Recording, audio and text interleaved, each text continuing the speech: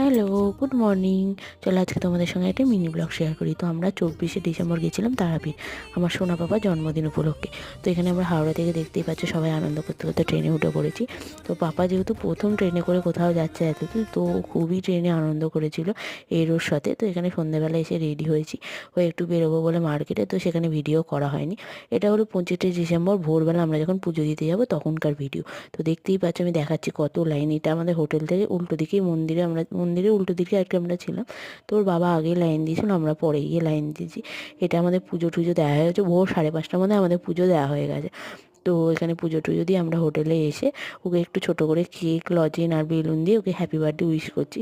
তো ও খুব আনন্দ পেয়েছিলো যে কী হচ্ছে, এই যে কেক খেতে খেতে ও এখানে উল্টেই পড়ে গেছে, এত বড় কেক ছিল।